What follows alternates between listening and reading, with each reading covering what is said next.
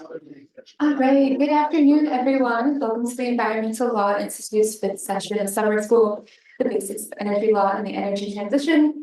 My name is Madison Calhoun. I'm the Senior Manager of Educational Programs here at ELI. This year, we're alternating between having hybrid sessions of summer school and in-person. So every other week, we'll have an in-person session, and then every other week, a webinar-only session.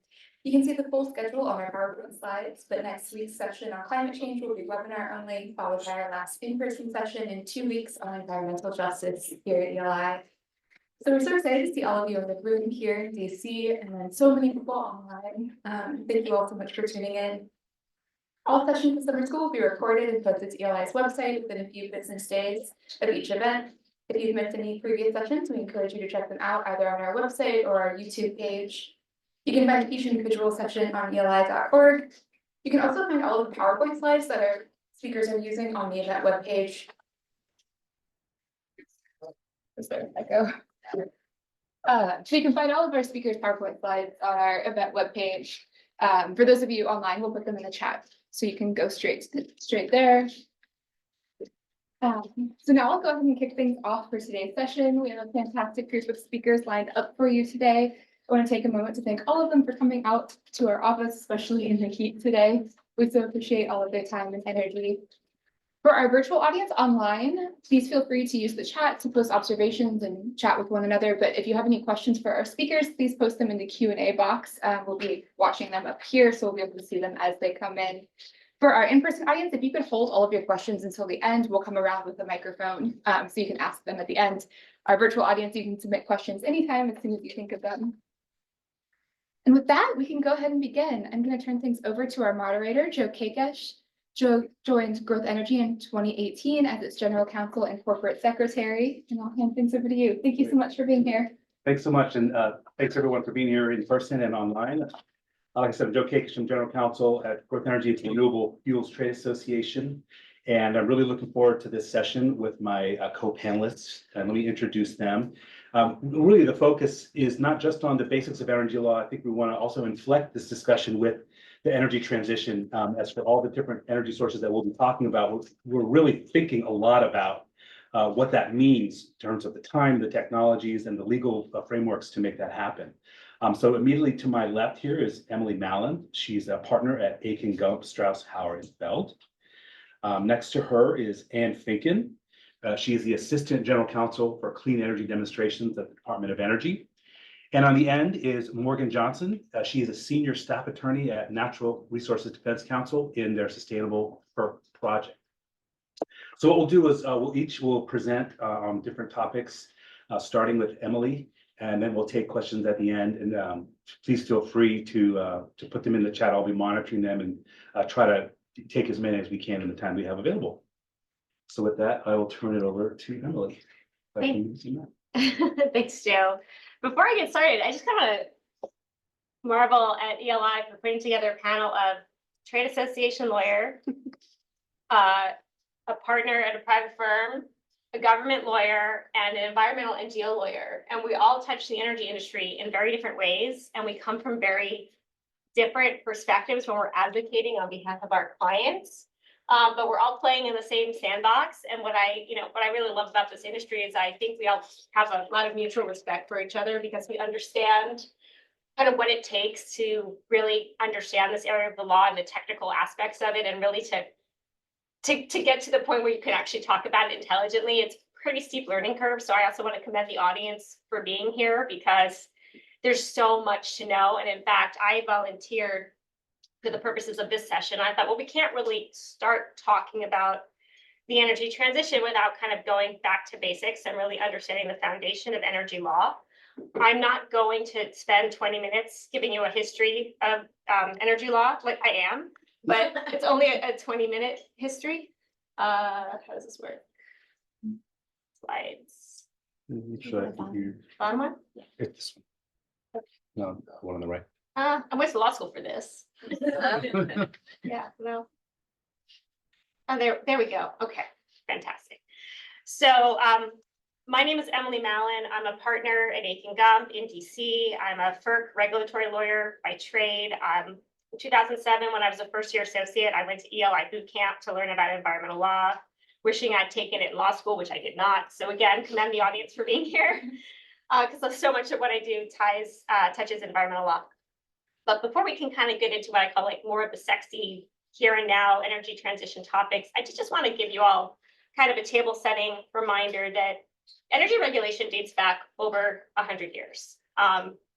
It started really actually with the railroads. And in fact, the statute that was enacted in the 1800s to regulate the railroads and to kind of curb their monopolistic power, it still attempts, FERC and the Surface Transportation Board kind of attempt to apply it today to oil pipelines and crude and liquid and natural gas pipelines. And it's not in print. You can't find the statute anymore. You've got to go to the 1988 version of the statute in order to find it if you ever have a legal research question. But it really, it comes from this concept from British common law about what's in the public convenience and how do we determine these concepts of just and reasonable rates. Because when we think about where energy regulation started, we have these commodities that can only be transported in a certain fashion. So we need to have these regulated monopolies in order to do that, because you and I can't go out and build a pipeline. We can't go out and build a transmission line. However, now we have solar, we can put it on our roofs, and maybe we can all be off the grid if we want to be because of these new technologies. But in the meantime, we have all of these pretty big concepts and statutes that were enacted because there was a public need for energy. And we had to find a way to get it to the people in a way that was going to curb this monopolistic power. So we have at the kind of the basics of energy laws that it's a consumer protection. The statutes are consumer protection statutes, and the Sherman Act has informed them. And the Federal Trade Commission also has informed how we have the basis of our modern energy regulation. So the precursor to the Federal Power Act is actually just over 100 years old, the Federal Water Power Act. And that came out of the recognition that the states, there were these hydroelectric dams, which were kind of one of the original ways in which we were generating electricity. Because it was in interstate commerce, there was a regulatory gap where the states could not regulate the power that was coming off those dams. And so we had this agency that was created and a statute that was created in order to regulate that. And that's actually today the part one of the Federal Power Act. So it dates back 100 years. And I have to keep reminding myself that when we think about kind of where we are today. In fact, I almost want to skip ahead and I can come back to these. When I talk about the fact that energy regulation really parallels the United States economy, and that it has evolved over the years in the way that the US economy has evolved over the years. And this originally had a very Gen X quote at the top, and I thought no one was going to get it. So I tried to bring in Taylor Swift. I was not successful. Sorry. She's amazing, but she doesn't know FERC. Found the one thing she's not good at. Don't quote me on that. So what we, I gotta laugh. So in the early 20th century, that's when we had the beginnings of modern energy regulation, where we had the Federal Power Act, the Natural Gas Act, and I'll go back and talk about those in more detail. And the whole kind of notion of how these statutes were passed is we were afraid of monopolies and we needed to protect consumers. And this is around the time where, we're coming off the beginning of the 1900s, where we had, Roosevelt coming in with the trust busters, if you all know your US history. And also we have these new resources to transport power, and we need a way to get them to consumers without price gouging them, essentially. But we also needed to encourage these companies to come into business. So we had to give them an opportunity to make some sort of profit. So there's always this push-pull in energy regulation, and it always comes to where is it going to be sited and who's going to pay for it.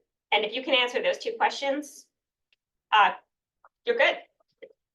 Pretty much we've been trying to answer those two questions for 100 years. And so that's, we've got the Federal Power Act, the Natural Gas Act, the Public Utility Holding Company Act. These all came out of the early 20th century. When we get into the sort of the mid-century period, I would say post-war to the 1960s, we have these sort of more mature statutes, and we're dealing with kind of a pullback on some of the authorities and trying to really explain what these authorities are to the general public. So this was more of an era of very important Supreme Court cases defining what these statutes mean and what then was called the Federal Power Commission, what they have authority to regulate or not regulate. So not dissimilar from where we are today. This was a time before, I would say, the agencies were hewing much more closely to what they thought their original purpose was, which was based on the language of the statute. And actually, the court was telling them to do more. So it was a very different time. And we were really trying to understand the breadth of federal jurisdiction kind of in this period of US history. Kind of aligns with where we were coming out of World War II, trying to be in an expansion mode and get more done as a country. And so we saw energy regulation kind of aligning with that. 1970s was really a time of economic scarcity. And so there was a need to really promote competition to ensure that we were getting energy to the entities that needed it. So there were two very important statutes that were passed in the late 1970s, the Public Utility Regulatory Policies Act, or PURPA. And this had to do with helping get power plants sited and getting more power to consumers, because at the time, the fight wasn't about where to site transmission lines, which is what it is today. The fight was more around where to site power plants and how to get power plants built in an economic way. We also, the same time, we saw a lot of pushback about trying to site nuclear plants. I know nothing about that. I just know that it happened, still happening. And also the Natural Gas Policy Act. We had so much gas production in the United States, but there was such a fear of coming into federal regulation, because once you kind of got your molecules onto the interstate system, you would be regulated in a very comprehensive way, and your rates and what you could earn would be regulated. And so we have this sort of false scarcity in the country. So there was this legislation that was passed to kind of create this legal fiction that you could mix these molecules in interstate commerce, and then you wouldn't have to worry about actually becoming subject to Federal Power Commission jurisdiction. So we were trying to get our way kind of out of the scarcity at the time.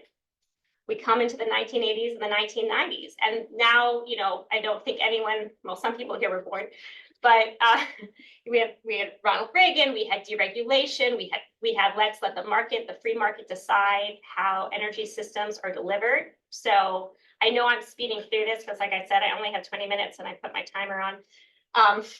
But we had a lot of deregulation of energy systems. We had secondary markets show up, like for natural gas, where we had more merchant transmission showing up for power.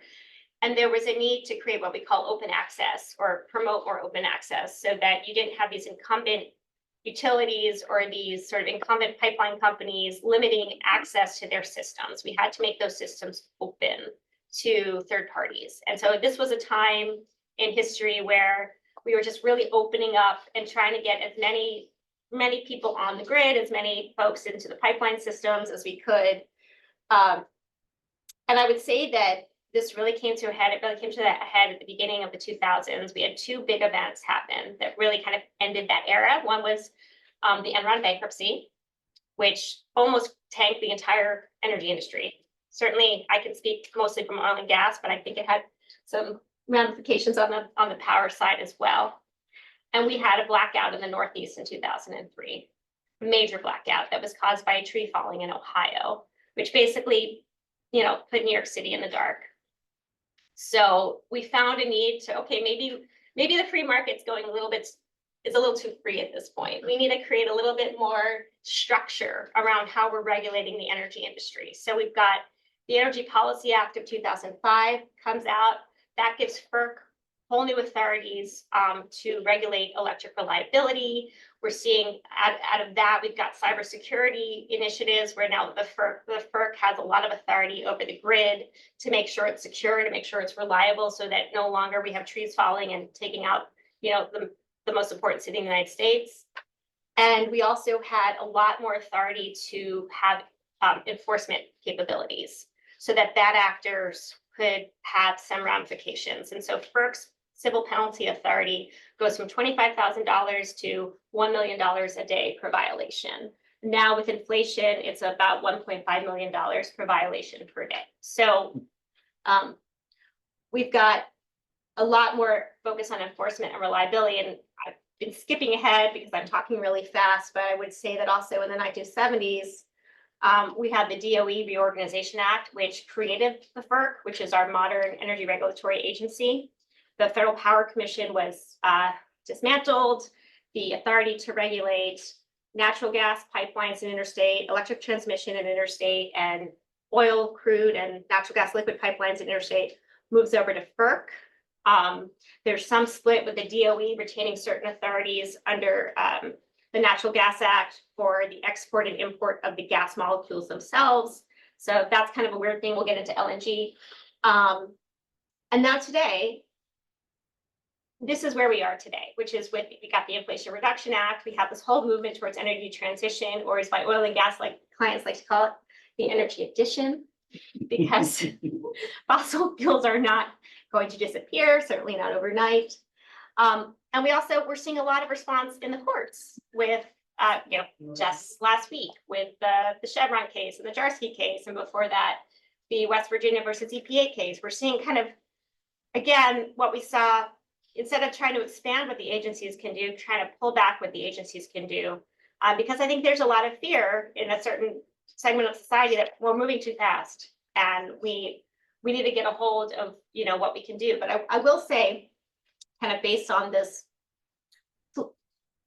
list, is that Congress has been responsive to the needs of the energy industry. And in each era, we've seen Congress pass statutes that have expanded the agency's authorities as needed to kind of match where we were in the economy. Now, the lag time is always greater than maybe we would like. Certainly, Congress is not as nimble as regulatory bodies can be when it comes to issuing regulations. But I mean, where there's been a gap, I would say that Congress has filled it, probably not as fast or maybe not as well as we would like. And I think kind of there's more to be seen there.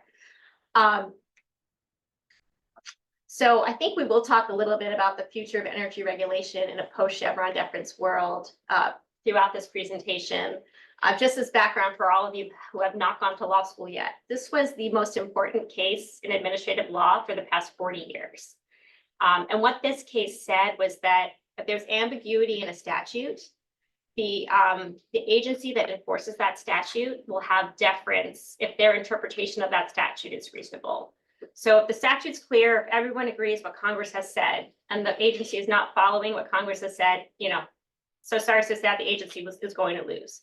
But if Congress is not clear and the agency comes up with an interpretation of the statute that's reasonable, then the thumb is going to be on the scale of the agency if those regulations are ever challenged in court, or if the interpretation is ever challenged in court.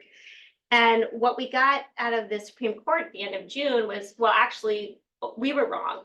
This is an unworkable doctrine, because what we have is the judiciary basically abdicating its responsibility under Article 3 of the Constitution to the executive branch. And it's really up to the judiciary to decide what a statute means. It's not up to the executive branch. The executive branch just enforces the statute.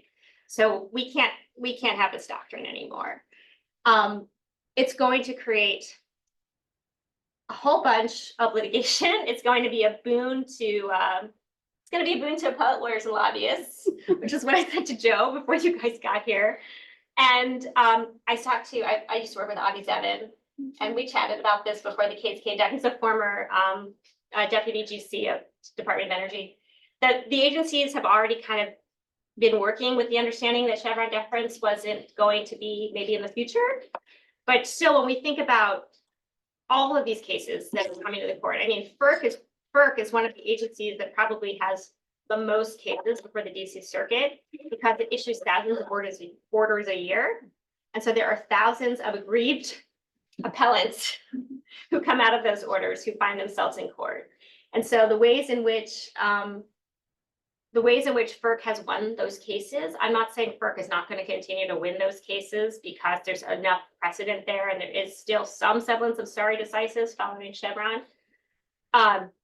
The agency is going to have to do a bit more to interpret whether the agency's reading of a statute is reasonable. And what I skipped ahead from is that there's some pretty ambiguous terms in these statutes. Like public interest, not defined. Just and reasonable, not defined. Public convenience and necessity, not defined. the agencies have decades of interpretations of what these mean. But what is the court going to say going forward? There's a lot of open questions there. Let's see, a few more minutes. I should even try with this clicker, Joe. Let me see if I can help there. I cannot. Here we go. All right. All right. Yeah. So I think I'm saying that we had this West Virginia versus EPA case a couple of years ago, which was this major questions doctrine, which really limits an agency's ability, I would say, to get creative with how they're going to interpret the statute. So this was an odd bird because it was the Supreme Court that told the EPA they needed to start regulating CO2 emissions in Massachusetts versus EPA. And now they said, well, no, sorry, the statute really doesn't give you the authority to regulate CO2 emissions. That's a major question. So it's a confusing time. It's a confusing time for all of us. And the energy industry is really taking notice because when we get to talking about the energy transition, you have all sorts of new technologies that are trying to use these 1930s era statutes as their regulatory framework. And, I don't think sustainable aviation fuel was contemplated by Congress in 1935. I don't think carbon capture and sequestration was contemplated by Congress in 1935. So we have a lot of new energy technologies that the Inflation Reduction Act is really promoting right now with, the tax credits and the tax incentives. And how are we going to regulate those? It's going to require additional input from Congress because we know that the agency regulations that are interpreting the IRA and interpreting some of the more recent statutes are going to be challenged, and the Chevron deference has gone away now. So it's going to be a little bit of a roller coaster, but then you get to look back 100 years from now and say, look, we can give each decade a theme. Isn't that nice? This is for my friend here from the DOE. This is not her office, but this is a real life example of what the disappearance of Chevron deference means when you've got a statute that doesn't define the public interest. And how much can the Department of Energy do to impact the export of liquefied natural gas under a public interest,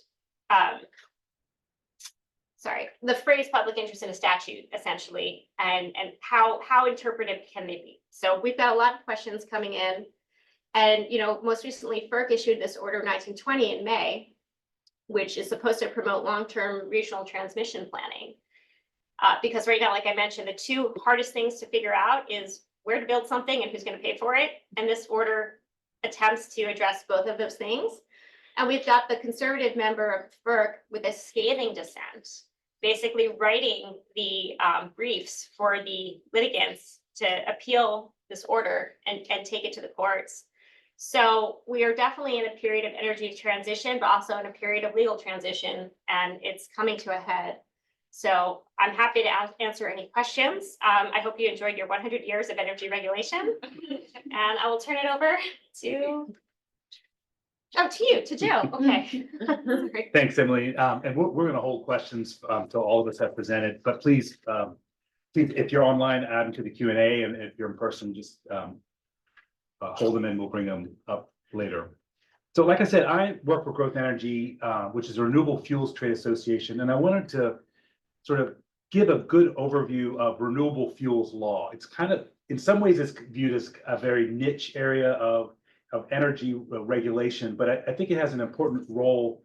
It has had an important role to play in the energy transition as we move away or add to fossil fuel oil and gas production.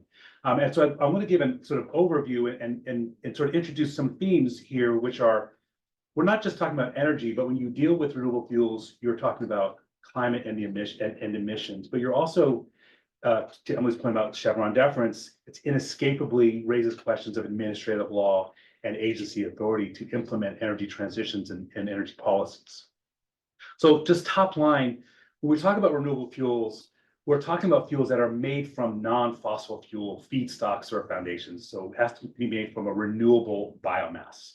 So I just gave you a definition under the Renewable Fuel Standard, which we'll talk about later, which is under the Clean Air Act and regulates a lot of the renewable fuels production in the United States.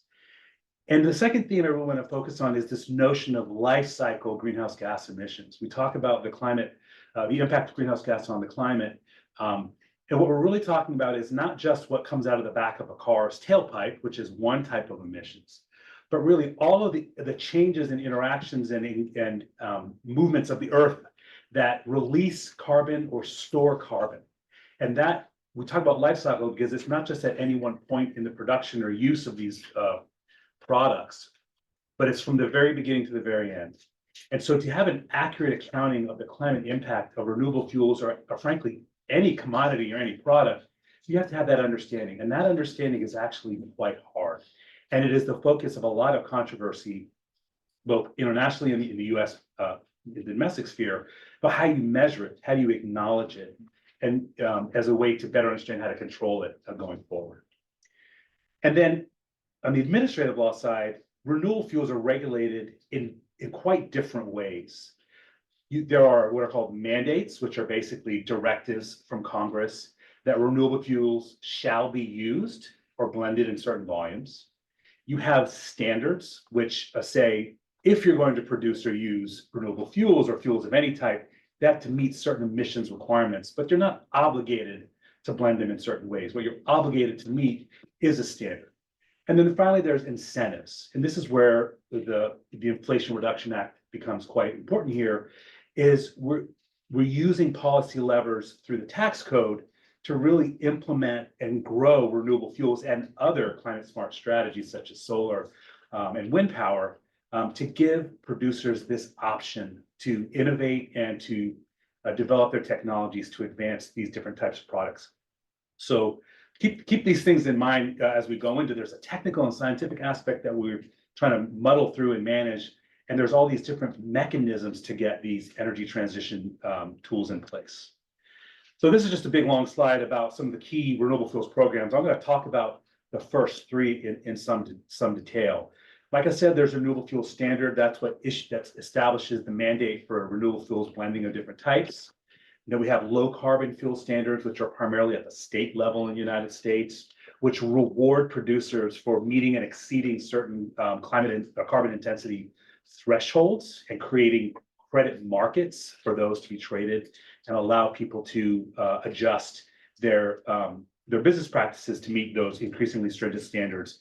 And then this whole big monster, which is the IRA, which is really, it can't overstate how important a policy and a piece of legislation, the Inflation Reduction Act, is for our entire energy mix, but in particular for the renewable fuels industry, because it includes specific credit provisions for a range of fuels, including sustainable aviation fuel, which is getting a lot of attention, and new types of what are called on-road or land-based fuels, including hydrogen and various types of renewable diesels and bio-based diesels and alcohol-based biofuels as well.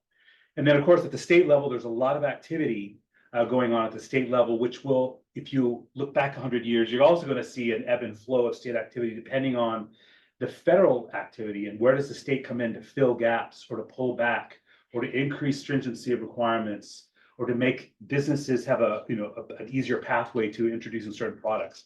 It's that federal state interaction is inescapable in energy regulation, in particular in the renewable fuel standard.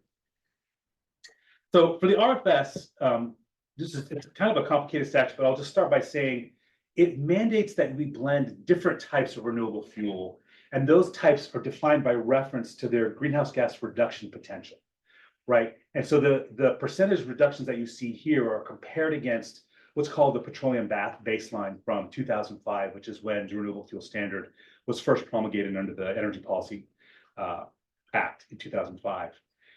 In addition, though, for each category of fuel, there are some conditions on how the fuel is made, what feedstock is used. So, for example, for cellulosic, not only does it have to have reduced greenhouse gas emissions on a life cycle basis by 60%, it has to be made with a certain type of biomass, which is called cellulose or lignin. Other fuel categories have wider ranges of allowable feedstocks, such as advanced, but they also have restrictions. So you can't use, for example, cornstarch, which is a very large part of the renewable fuels industry, can't be part of your advanced. And so what this congressional sort of categorization signals is the relative importance of and greenhouse gas reducing potential of these different types of technologies. So the way it works is, sorry, we'll start with greenhouse gas. Let me take a step back to talk about greenhouse gas again. When I say it reflects the life cycle, it doesn't only reflect just the emissions that come from producing the fuel itself, which are called direct emissions, but also what are called indirect emissions, which are emissions that result as a consequence of that production process. One of them would be if you're using an agricultural feedstock, the impact of agriculture and land use change from producing those feedstocks on the carbon stock of that land and therefore of the carbon emissions.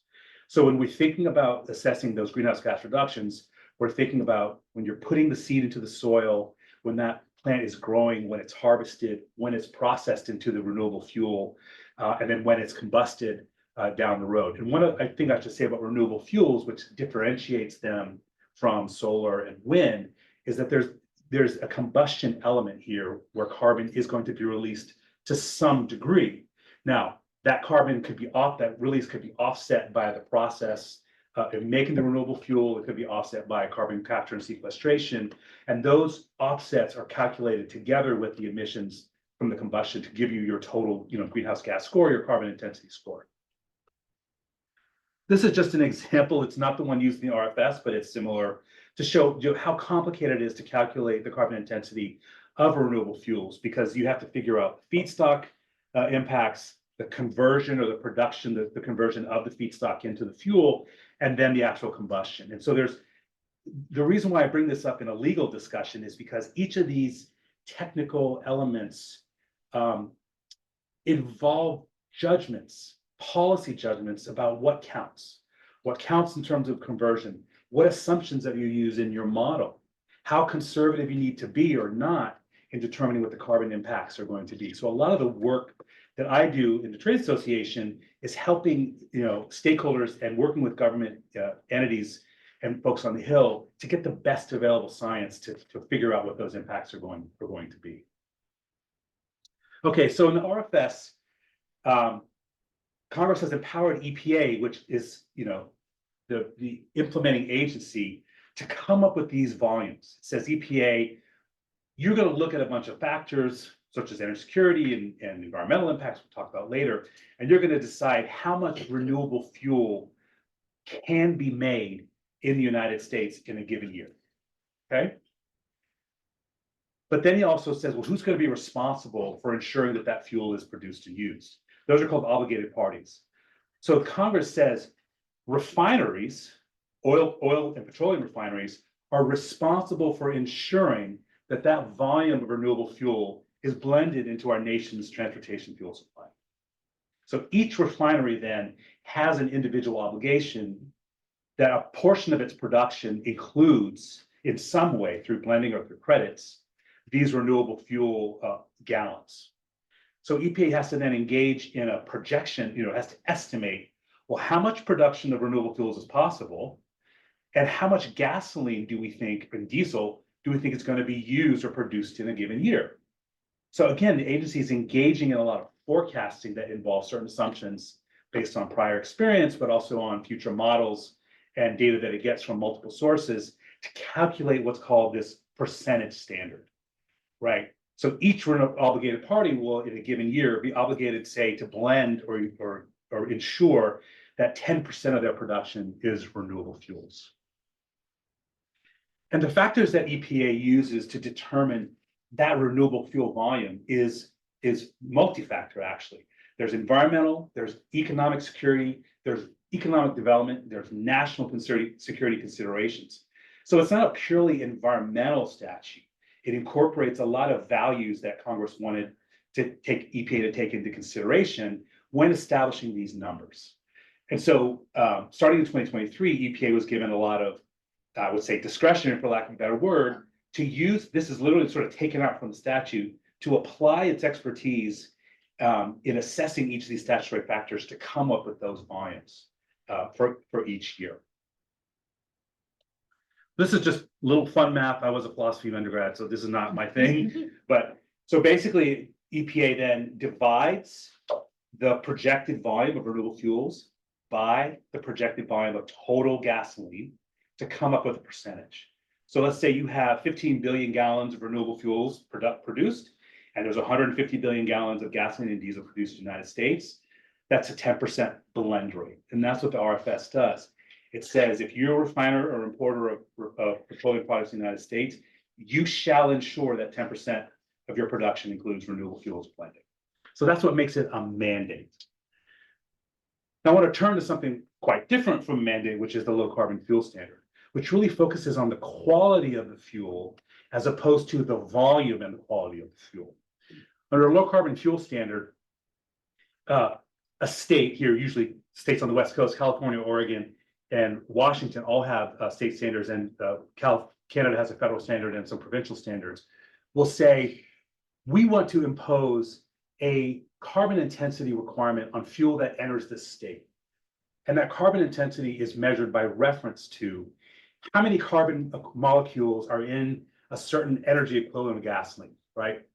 So let's say it's measured in terms of grams. You say, look, you can have 2 grams of carbon dioxide emitted for every 50 megajoules of energy produced by the gasoline that's in your fuel.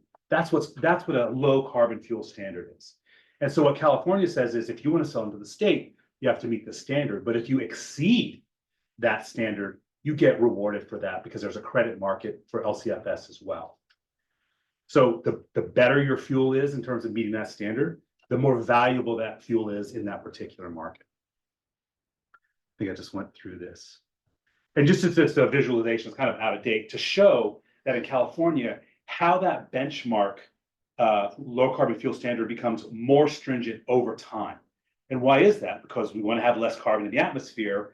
But we also want to give folks the time to adjust and their technology and to innovate to meet those standards over time. And California, like many states, or other states, will adjust these trend lines in different ways depending on information they get at each time.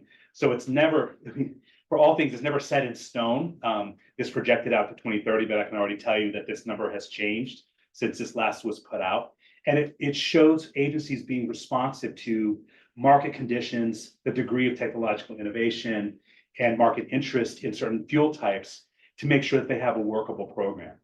So I think that's a strength of this type of regulation, is that we always try to incorporate the reality of the marketplace into these types of standards. That being said, both the renewable fuel standard and the low carbon fuel standard are by design intended to be market forcing. They're intended to spur growth in certain market areas that may otherwise not have been in place in the absence of this standard. So they're always supposed to be on the leading edge here in the sense of pushing industries to achieve these standards, but not be so far in advance that it makes it impossible to comply with the terms that they put forward. And it's working. And it's working. And California is, I would say, has been quite successful in their LCFS, and there's a lot of interest because it's a huge energy market, 40 million people in California. And a lot of our members, for example, who are favorably situated in terms of their transportation networks are selling into California because of that premium that this LCF standard provides to them. And the reason why some people are more advantageously placed than others is because the carbon scoring of their transportation, for example, to get into California is more favorable than it is for folks who are, say, further east, right? So where you're geographically situated can also impact your ability to meet and exceed some of these climate-based standards. So I'll close with the Inflation Reduction Act. I mean, this is passed in August of 2022 by Congress, has dozens and dozens of tax provisions. A lot of attention has been focused on electric vehicles and electrification, on solar and wind, but there are some very significant renewable fuels provisions in here as well. And this is sort of, I want to highlight how the role of incentives, I'll call it the carrot versus the stick of the RFA mandate, is yet another tool in place. And I think it reflects, and people can, sort of on the panel can chip in, it's a lot easier to pass an incentive structure in Congress than it is to pass a mandate. So, this reflects in many ways a congressional reality. It's as big as it is because it was framed in terms of an incentive as opposed to being phrased as a mandate. It helps that it was done through reconciliation. Yes. Yeah, there are some procedural tools, I would say, that made this possible. Yeah. What I want to point out here is that we now have a new agency, the new department, the Treasury Department, and the Internal Revenue Service, that is now responsible for implementing the largest environmental legislation in the history of the United States. It's an extremely tall order. It's not EPA, it's not DOE, it's not FERC, it's the tax guy. So one big theme for us, at least in engaging with Treasury, is making sure that they get it right. Because what Congress did is leave a lot of the analysis and the implementation of a lot of these tax credits up to Treasury to figure out. And Treasury needs a lot of help. There's been a lot of engagement with DOE, a lot of engagement with USDA on the ag side for us, a lot of engagement with the Department of Transportation as well on EPA. That's a good thing. That interagency cooperation and sharing of expertise is what's necessary, because there's no way that Treasury could do this on its own. And if it were left to Treasury to do it on its own, they might just take the off-the-shelf tools that are available to them without really thinking deeply about the best way to implement Congress's directive. And what we want is for the agency, the department, to fully realize congressional intent here, which is to maximize the value of these credits, in particular, from our perspective, for biofuels. And this brings us back then to this question of modeling. This is just a list of some of the different provisions of the tax code that are renewable fuels related. But in order to become eligible for these tax credits, you have to show that your product or your commodity meets the greenhouse gas reduction standard against a baseline. Very familiar, sounds like similar to LCFS and RFS. And here, most of the baseline is a 50% GHG reduction from a baseline against petroleum. But how do you figure that out, right? It's become a complex model that in the agricultural space involves economics, it involves the technical and the science of modeling, and it involves some policy judgments about what's important and what's valuable. And I put this kind of together here to show you that when we think about biofuels, or in renewable fuels, we're inescapably thinking about agriculture and the role that agriculture can play in contributing to the energy transition. And so when assessing the life cycle impacts of biofuels production, you got to look at, well, what kind of incentives, how does this tax incentive change the behavior of farmers? How does it change the behavior of renewable fuels producers? How does it change the behavior of state regulators? And so we apply these what are called agroeconomic models to say, looking at the aggregate of land use in the United States, how do those uses vary over time in response to the different signals that these credit provisions are sending to us? Then you have to layer that on top of these emissions factors analysis. When you dig into land, or when you change land, say from fallow pasture land into active crop usage, how does that change the carbon that's being stored in that soil? How does it change the release of that? All of these are not just technical questions, they're policy questions and legal questions as well. So we are working these out with the agencies to, again, find the best result that maximizes the congressional. And this is just an illustrative sort of scenario to show where under the IRA, the agency might have what's called a default value for what's called corn A2J, is a type of sustainable aviation fuel, and the different ways that you can lower the carbon intensity score of that fuel through different practices, both at the facility and at the farm. But again, if you look at those numbers reflect a lot of technical analysis and judgment, projections, modeling, and assumptions that may be contested. And again, unfortunately, or better for worse, the IRA includes requirements that certain models are uses, but it gives the agency flexibility to use other models as needed. But that language really matters. Going back to Chevron, some provisions allow EPA or Treasury to use a successor model to a privileged model, or to use a similar methodology. And those terms have to get fleshed out through rulemaking and through guidance that is yet to come. So stay tuned for that. I think it's going to be an interesting sort of test case in many ways for our post-Chevron environment. So with that, I will turn it over to Anne. Great. Okay, thank you, everyone. You have the clicker. Oh, please. yes, sorry. Hopefully it's working. And if not, let me ask for your help, Joe. Yes. Okay, Good afternoon, or I guess, yeah, we're past midday here. My name is Finken. I am the Assistant General Counsel within the Office of General Counsel at the Department of Energy, and I'm the Assistant General Counsel for the Clean Energy Demonstrations. And I'm really excited to be here to talk with you today about the energy transition. My remarks are going to cover 3 points. So first, I'd like to talk about the goals of the energy transition. So this is kind of building off of Emily's history of the past 100 years. I'm going to be thinking and just introducing very briefly where I think we want to be, right? So talking about our goals and what is needed to achieve those goals. I'll also discuss the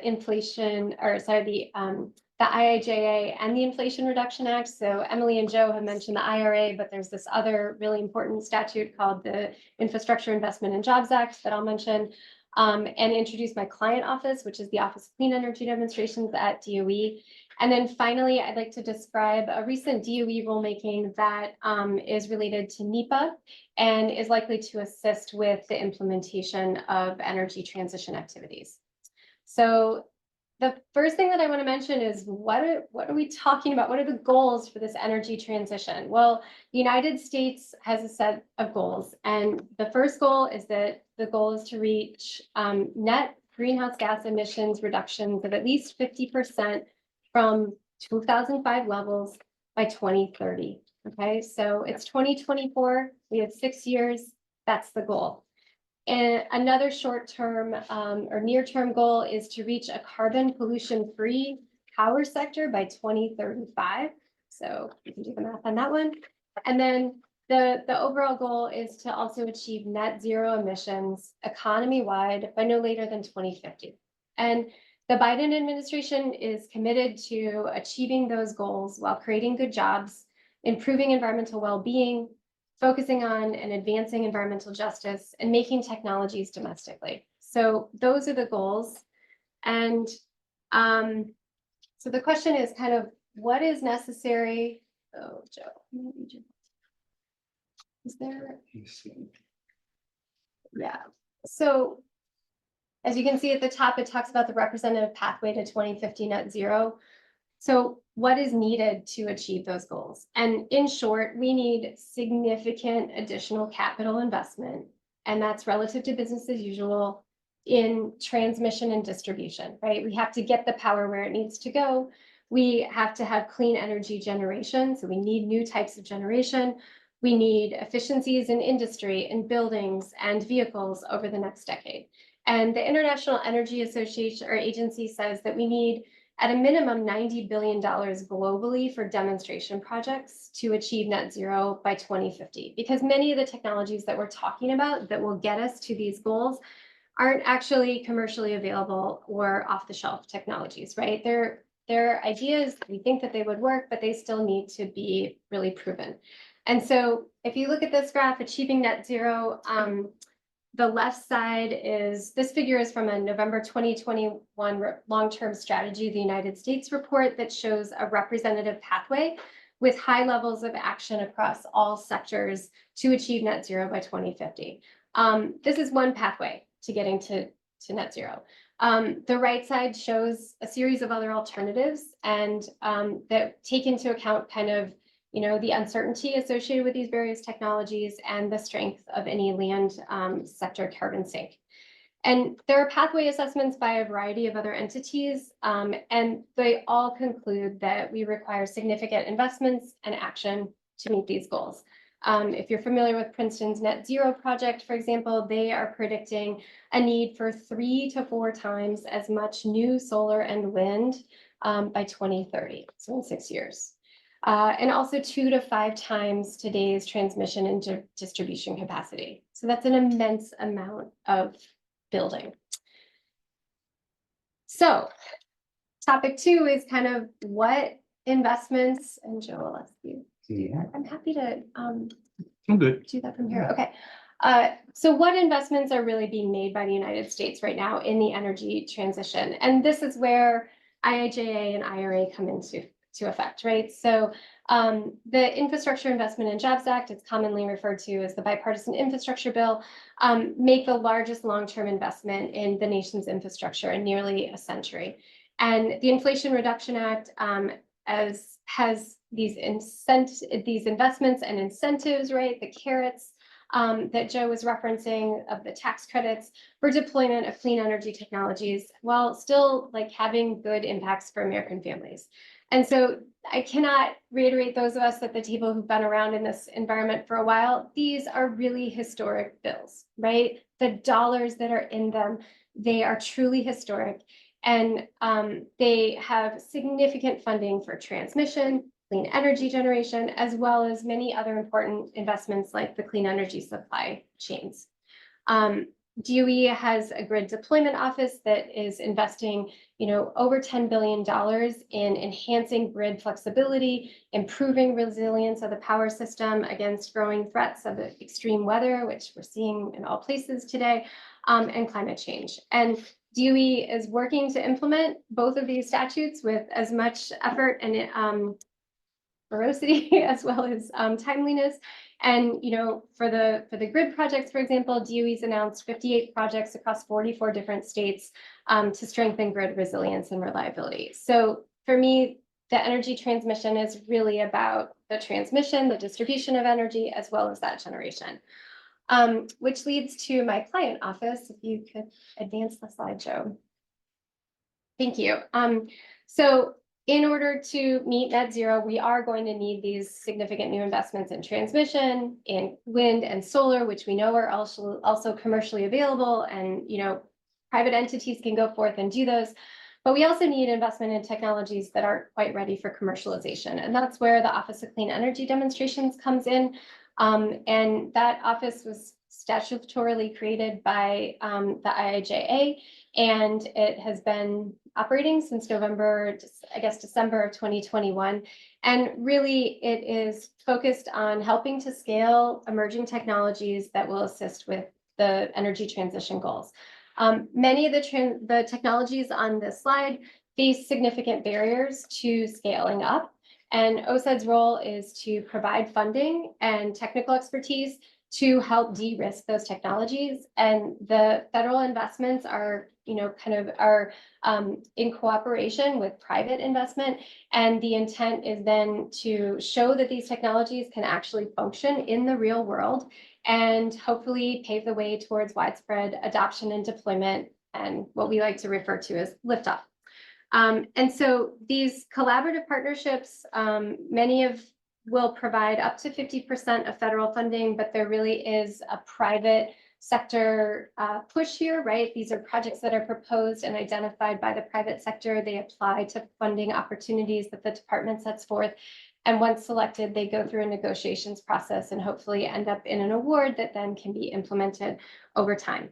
And again, I just want to reiterate that, like, for OSED projects, equity, environmental adjustment, impactful community engagement, like really two-way conversations, not just, here's our PowerPoint or whatever, is a key part of both OSED and DOE's mission in this space, because we really want to have an equitable transition, not just a transition. And so right now, OSED is implementing awards to develop a direct air capture hub. That's a technology that's very infant, but the idea is that there is carbon in our air right now. There are technologies that can take the carbon from the ambient air, which is at a very low percentage, and to concentrate that and then eventually secure it in long-term geological storage. So that's direct air capture, which is distinct from like a carbon capture where you have industrial or a power facility where there's actually a stream of CO2 that you are capturing off a facility, right? So ambient air versus the manufacturing facility or other power facility. And so we have an award that we're implementing for direct air capture hubs. We're implementing awards for advanced reactor demonstrations, for long duration energy storage, and also on carbon. And OSED has announced selections for award negotiations for this whole portfolio of projects, with the exception of distributed energy systems, because that's a more recent funding announcement, and is working to negotiate those awards, and hopefully we'll be able to ink them soon.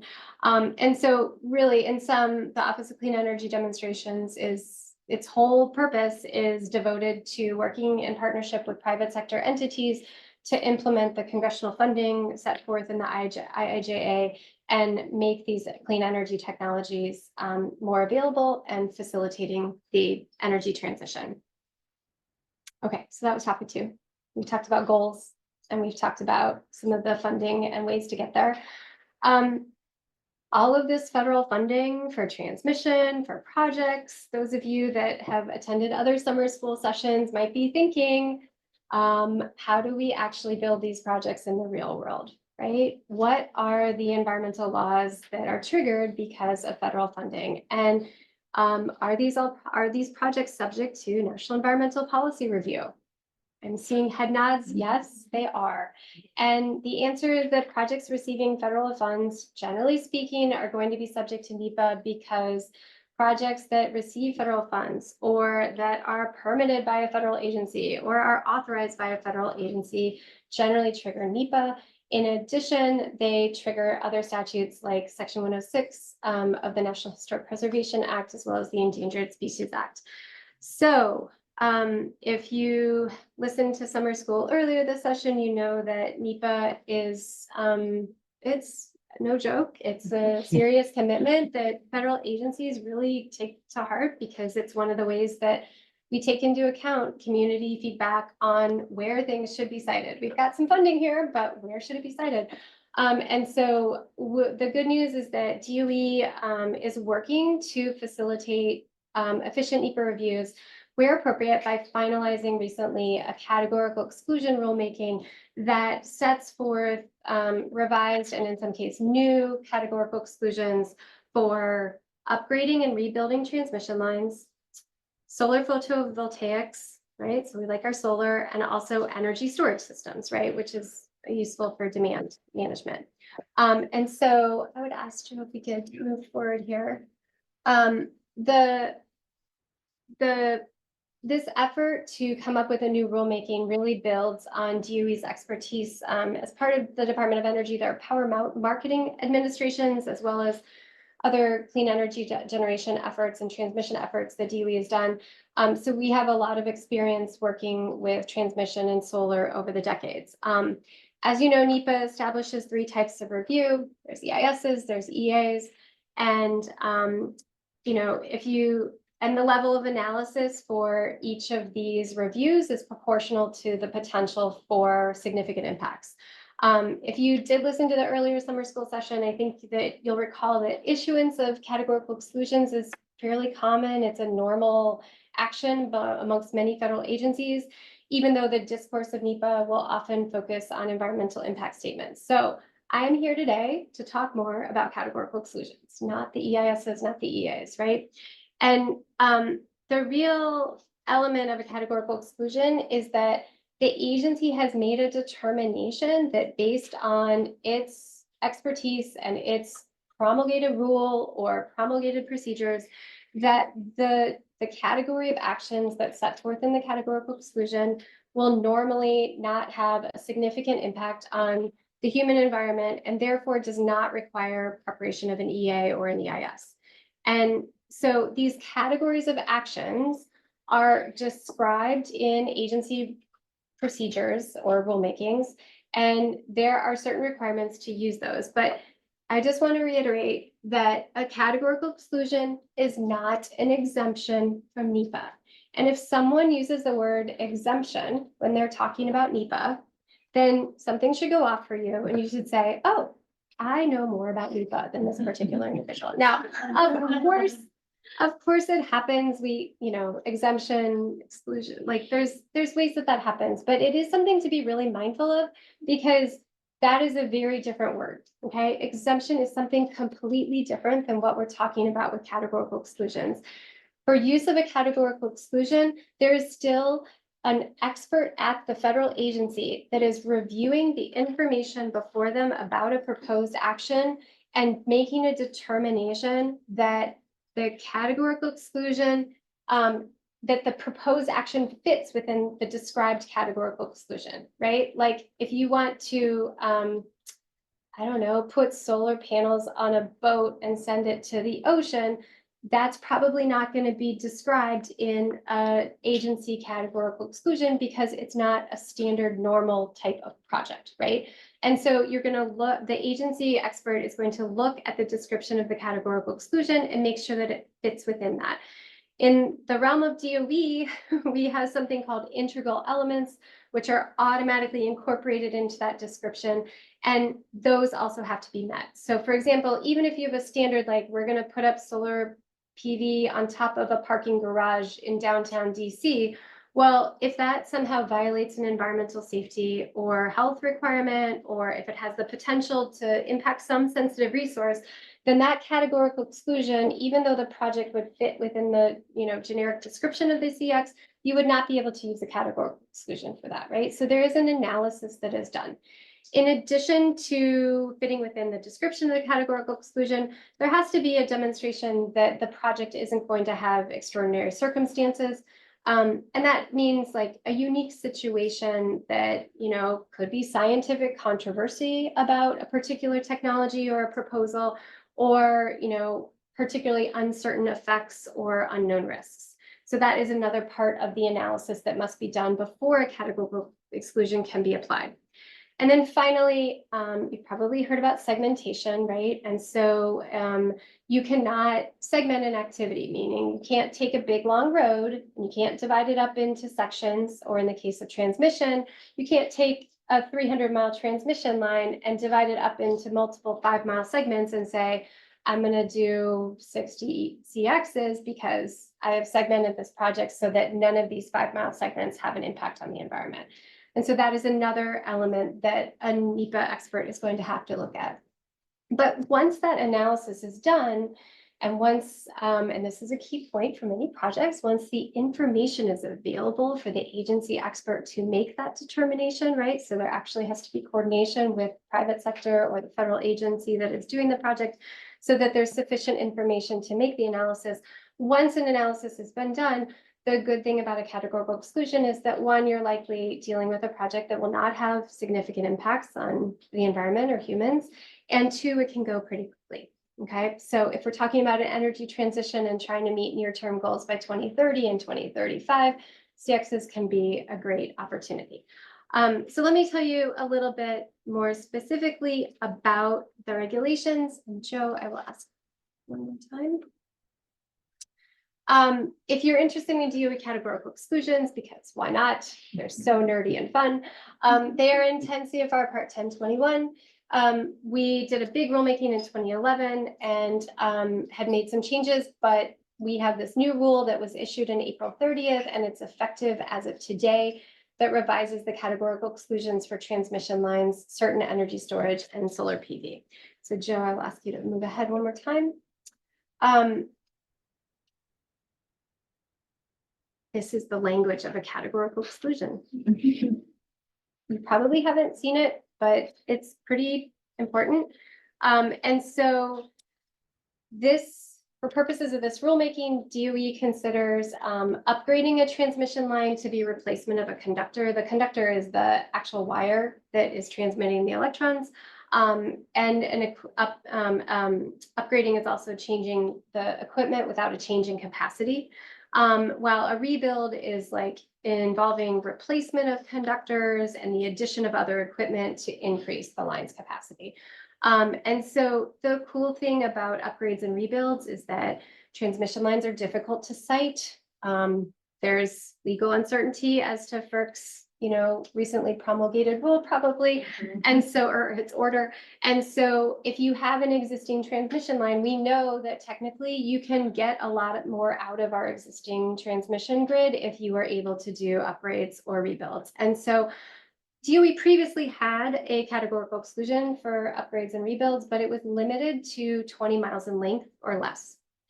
And so this final rule, based on DOE's expertise in looking at the potential significance from upgrades or rebuilds, DOE determined that it's not really related to the length of the line, right? It's actually based on what are the local environmental conditions associated with this line. And so having that narrow limitation on the length of the line was not helpful, and has been removed from this. And so what this means is that if you are upgrading or rebuilding within an existing right of way or within other previously disturbed or developed lands, then you can likely, or you may be able to get a categorical exclusion for that eligible project. I would ask for the next one. Okay, so energy storage systems, certainly in addition to transmission and generation, we need battery storage. And so the purpose of this categorical exclusion is to ensure that if you have the ability to integrate renewable energy and you want to manage variability and affect efficiency during peak demand and put in a battery project that involves flywheels or large scale energy storage systems, then it may be eligible for this categorical exclusion. And again, DOE previously had a categorical exclusion about this, but it was limited to 10 megawatts, which is not a great amount, but again, has determined based on its decades of experience that actually 10 megawatts isn't really the thing that is going to tell you whether or not the project is going to have impacts on the environment. You really need to look at the surrounding area and the place that the project is being proposed for. This would not allow for compressed air storage, energy storage, or thermal energy storage, or molten salt storage, because those are technologies that DOE doesn't have the requisite experience to say, like we've looked at a bunch of environmental assessments and concluded that those are all findings of no significance. And so we have a record that can support a technical basis for using a categorical exclusion for those types of projects. So for those types of things, you're still going to be doing an environmental assessment or an EIS, but at least there's some flexibility with other energy storage systems. And then finally, the solar PV is another categorical exclusion where there was a limitation of less than 10 acres. If you know anything about solar projects, they have significantly increased in size from 2011 and 10 acres to much larger. And again, DOE's determined that reliable indicators of potential environmental impacts are not really based on the acreage, but it's based on where the site is located, what those sensitive resources might be in that area, species, et cetera. And so DOE has a wealth of environmental assessments that indicate that that acreage limitation is no longer necessary. So I would also note that just finally, you can go ahead, I think this is my last one. So the other interesting thing about NEPA is that we have new modifications to NEPA with the Fiscal Responsibility Act of 2023.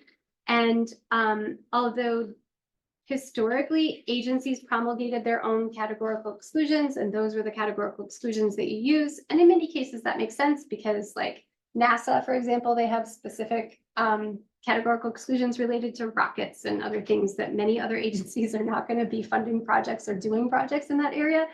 One thing that's changed with the Fiscal Responsibility Act is that there is now an opportunity for other agencies to rely on another agency's categorical exclusion. So you, for example, like USDA, which has a lot of money for rural development, for transmission and other energy generation in rural areas, they could rely through adoption of a DOE categorical exclusion and potentially use DOE's categorical exclusions to facilitate some of their NEPA review. So that statutory flexibility has been promulgated within the Council of Environmental Qualities regulations that were issued and went final just a week ago. And so again, that's another very geeky thing about categorical exclusions. And now you've probably heard way too much about them, but I hope you have a better understanding of what they're about and the fact that they are actually written down and you can find them from agencies and use them to assist. So I guess in conclusion, just to go back to the 3 points that I was trying to make, we have a massive, massive action to get to our energy transition goals and all of the efforts that, you know, the panelists here today are working on and hopefully that you're contributing to. It's all really important because we have to have a multitude of actors moving towards those goals in order to facilitate them. We're really blessed to have the financing and the carrots that are in IIJA and IRA. And certainly as an agency attorney, we take those opportunities really seriously to implement them and to do it well. And that there are some flexibilities that our agencies are identifying for implementing those projects in the real world. So, thank you. Can I give you a plug for a minute? Of course. I know there's a lot of students in the audience. If you're interested in learning any more about the technologies that we're talking about, the DOE and her office puts out these really fantastic commercial liftoff reports. That really explain the state of play and what's needed to commercialize these technologies, and they're really interesting. So thank you for those. Yes, good beach reading. Could be. Thanks, Dan. With that, we'll move over to Morgan. All right. I think the clicker. Yes, of course. Thank you. More of a placebo effect. Yeah. Yeah. On the hook. Okay, we'll see how this goes. So I am Morgan Johnson. I am at NRDC and a member of a team that we have called the Sustainable FERC Project. Obviously, given the name, myself and a lot of our colleagues focus on FERC issues, but also DOE as well.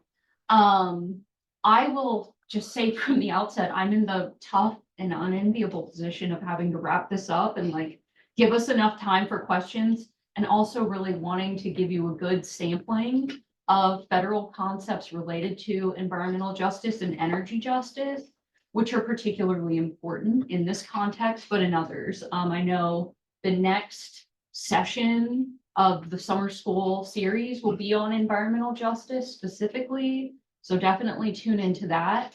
But this concept is something that all of us, our organizations, our clients, grapple with in different ways, and are really interested in. And so I'm going to try and give you a sampling of some of like broad key areas there.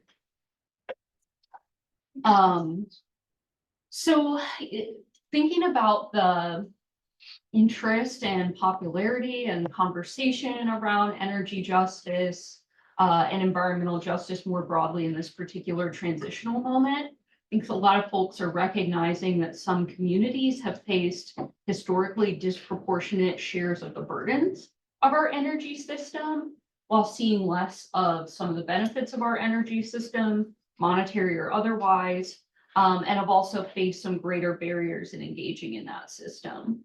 Some like examples of this are people of color and lower income communities being significantly more likely to be proximate to polluting forms of energy infrastructure, more likely to experience related health impacts.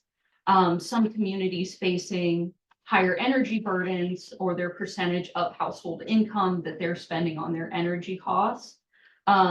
Workers having less access to jobs in the industry, still struggling to get jobs in the clean energy industry, and also communities being more located along the fence line of energy facilities. If you've heard the term a fence line community, those are communities abutting infrastructure, and those communities also have found themselves, particularly with climate impacts increasing on the front lines of those climate related consequences of those needs, and having less access to investment and ownership of energy infrastructure. So I'm going to outline some of the federal executive orders and things in the space that are shaping the like federal thinking and some mandates on environmental justice. The most foundational and probably well-known one is Executive Order 12898 from 1994. That doesn't mean that 1994 was the beginning of thinking about energy justice or environmental justice communities advocating for greater access to equity in energy systems and federal energy planning processes, but definitely the time when we have federal definitions in the mix, and specifically, trying to enhance just treatment and meaningful involvement being the core components of 12898, and getting the federal government to really wrap its mind around how it's delivering on that. I have a kind of working definition that is not a formal definition by any means, but I'll just say the best working definition I can provide for the context of this conversation. That environmental justice communities largely represent disadvantaged communities that have been historically marginalized, disproportionately overburdened by pollution or other impacts and externalities of energy systems, including but not limited to minority populations, low-income populations, and indigenous. DOE has also adopted a working definition of energy justice that is borrowed largely from the Initiative for Energy Justice in 2019 as they've defined it, but it's defined it as the goal of achieving equity in both the social and economic participation in equity systems, while also remediating social, economic, and health burdens on those disproportionately harmed by that system. I have listed here a few, well, first noting that, again, environmental justice communities have long participated, long before we've had this focus on it with increasing executive orders in the Biden administration related to environmental justice specifically, and have raised it in different forums and contexts. But just noting some of the recent, there are a number of recent examples and challenges that have been raised by environmental justice communities related to environmental policymaking and decision-making. The list of some of them, Emily and I have studied these in the gas context. So I won't, in the interest of time, go through all of them, but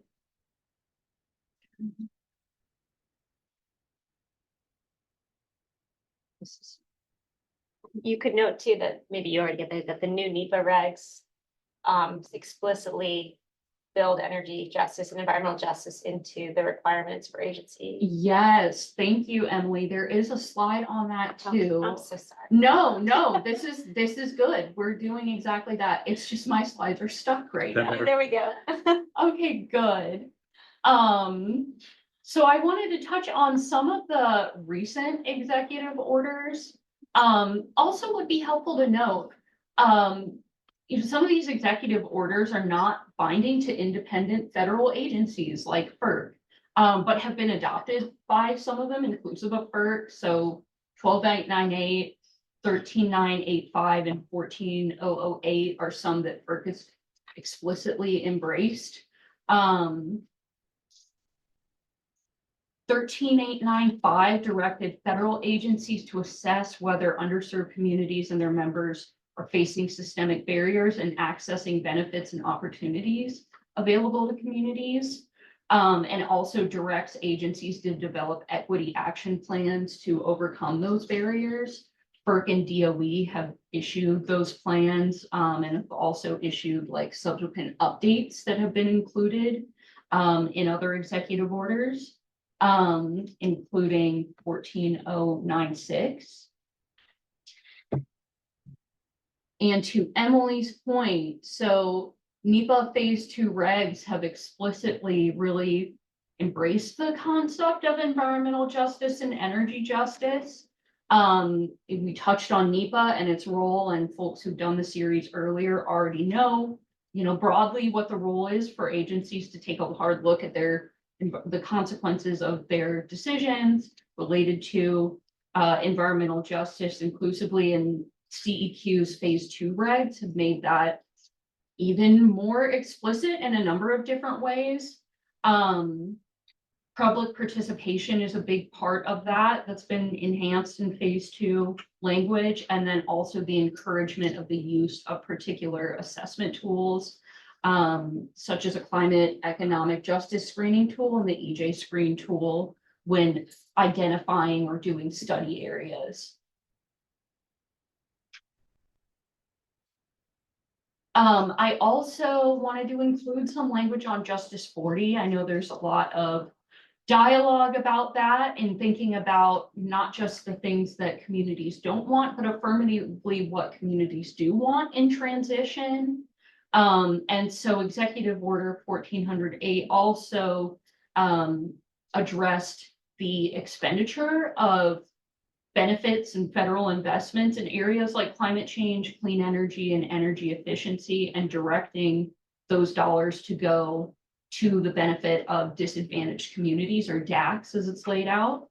DOE, for example, has clarified how it intends to lean into the requirements of Justice 40, and it laid out 8 key policy priorities related to Justice 40 implementation. So those are decrease energy burden in disadvantaged communities, decreasing environmental exposure and burdens for DACs, increasing parity in clean energy technologies, access to low-cost capital in DACs, increasing clean energy enterprise creation, increasing jobs and energy resiliency, and energy democracy in DACs. I will also note too that DOE has required community benefits plans as part of all of its IRA funding opportunities and bipartisan infrastructure bill opportunities as they're announced. So definitely some efforts there to solidify those requirements. And I also laid out a number of like different reform efforts and new things that agencies have leaned into that they have not in years prior. But I think for the purpose of timing and making a more robust conversation, maybe we can leave it to the questions, because I imagine we've already got a number of those. And I think Emily and I can both kind of touch on some of the nuance there. So I leave it at that. And we should turn to questions. Thank you, Morgan, and thank you to all of our panelists for presenting today.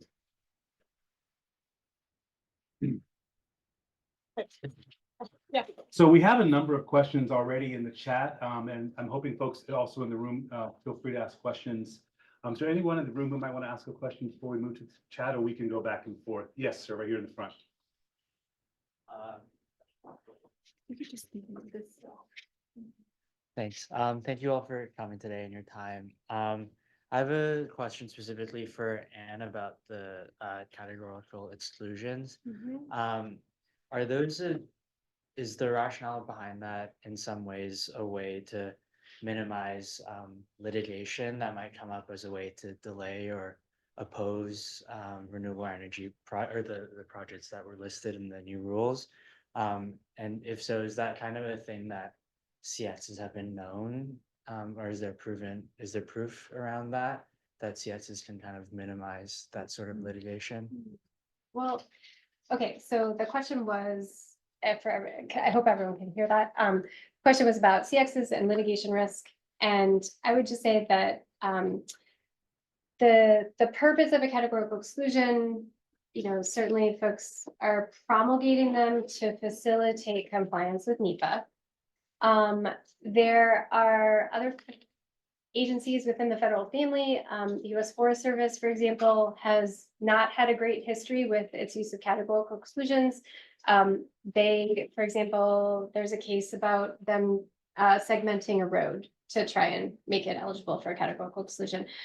But I think your question was like, is there an intent to avoid litigation by promulgating CXs? And I would say that's not really the intent. The intent is to facilitate compliance with NEPA and to base those categorical exclusions on a very thorough technical support documents that would allow for those categorical exclusions to be used without risk for litigation. If there's any potential for impacts from a project, an experienced NEPA compliance officer is not going to recommend that it be categorically excluded. They're going to recommend that a more fulsome analysis like an EA or EIS and stuff.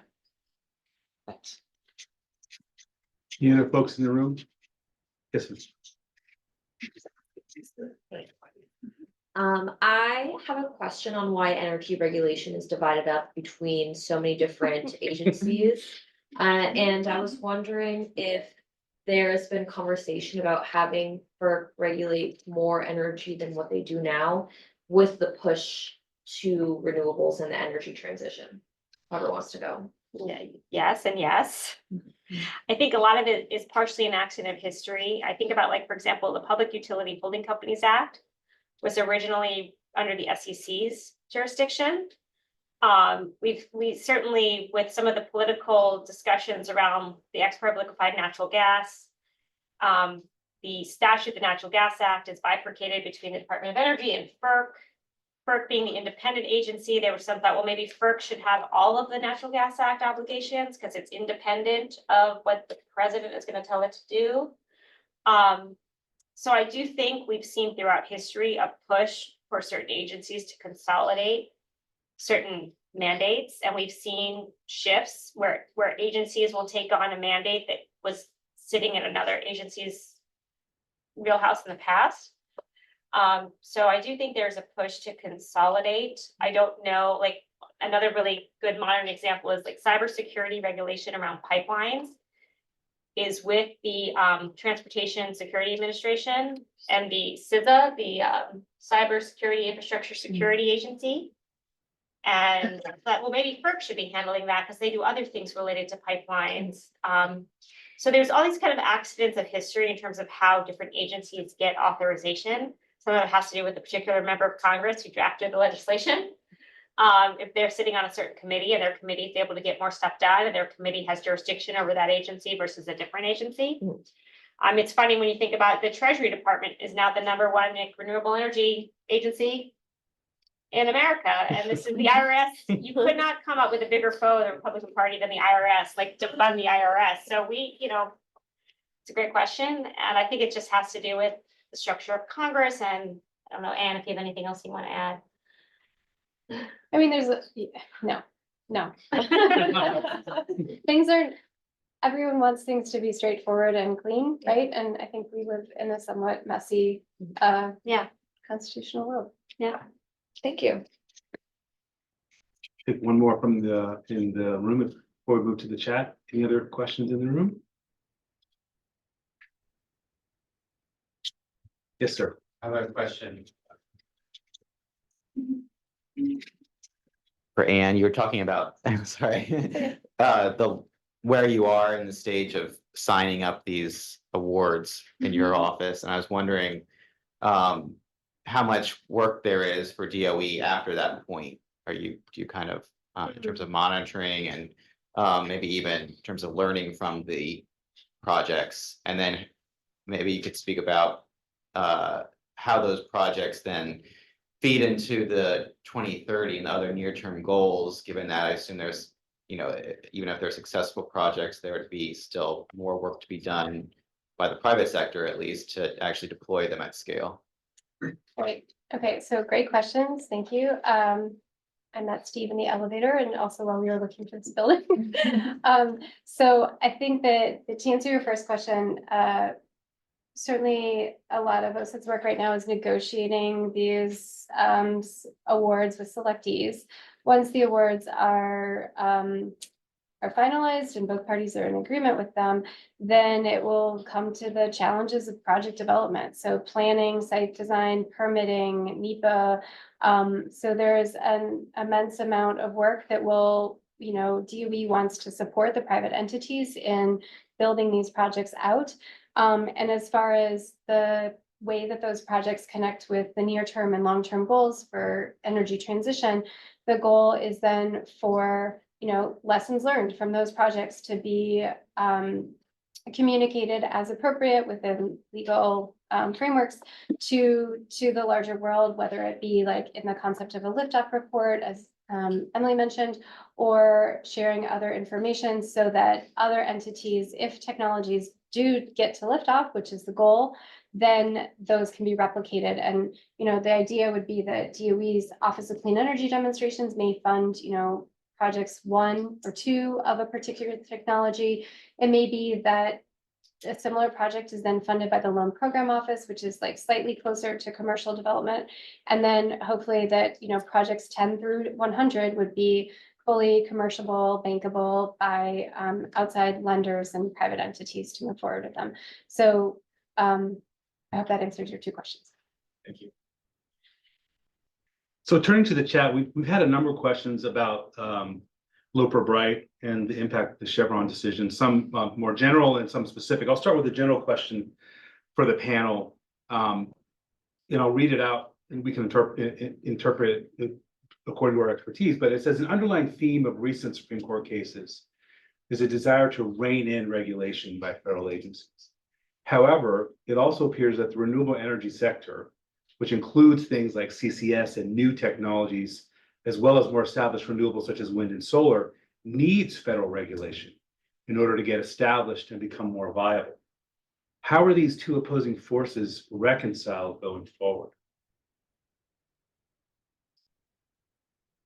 Question. You want to take a stab at that? And I think it's a very fair question. I would say we represent a number of different folks. I think all of us have acknowledged the benefit of regulatory certainty and where that can be created in an emergent space. We'll see. I mean, it's tough being in a tea leaves sort of scenario right now because there's still so much rubber to meet the road. But yeah, that is a very real challenge, the pace at which the transitioning is happening, goals that we have require us to move maybe more quickly than it seems like this terrain might allow us to go. And so there's a question about, you know, how that can be reconciled. It's a very fair one. I'll add to that. We've been thinking a lot about this as well in the energy transition. What is the right balance, if that's even the right way to think about it, between, you know, spurring innovation and technological improvements for these new types of energy sources and, you know, allowing the market to rule? What is the role of the quote unquote free market, such as it is, in this transition? I think it reflects different policy priorities and different sort of philosophies about how government should work. It's a very important question.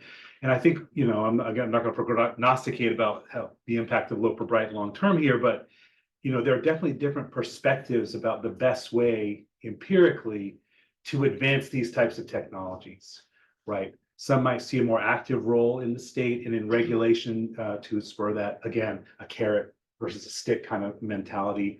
Some might see that the carrot itself comes with too many strings, from mixing metaphors here, that you need a little bit more flexibility perhaps in what certain mechanisms, incentive mechanisms have been in place. And that's an ongoing sort of theme in energy regulation for the 100 years that it's been happening. I can actually take this a different tack to answer this question, because I often get calls from like private equity firms that want to invest in company or tech, and they're like, what are my risks? What's going to happen if, you know, there's a different president? And if you read the interviews with Paul Clements, who argued Loper-Bright on behalf of the fishermen, he thinks Chevron is horrible, or thought Chevron was horrible, because with each new administration that came in, that's where you would see the pendulum swing and the different interpretations of what the authority was by the agency. So if you follow the Paul Clements school of thought, then you should have greater certainty without Chevron. If judges can be trusted to very narrowly interpret the law and be very, neutral in how they interpret what the statute means versus the agency that might be more politically motivated in how it interprets the law. But I guess I would also say that Chevron or Loper-Bright and Relentless don't prevent agencies from regulating.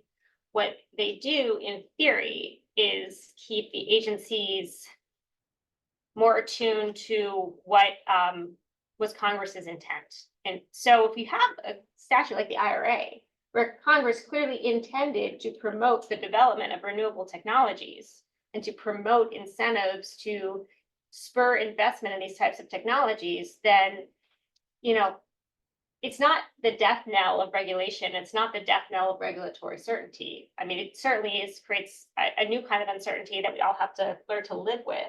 But, there could be upsides in terms of spurring investment or spurring development of different technologies that maybe we wouldn't have seen because, when we think about what's on the chopping block, if there's a change in administration in the IRA or the IIJA, there's some industries might benefit, some might not. So I think there's a push-pull, and there's a way to see through and see past these decisions beyond having to read the tea leaves. Yeah. I'll just close by saying, on the background of all of it, to your point, folks are definitely thinking, to the degree that Congress is thinking about these things, Yeah, that they should speak more Yeah. clearly if they can. if they can. So touching on that, continuing on the Chevron question.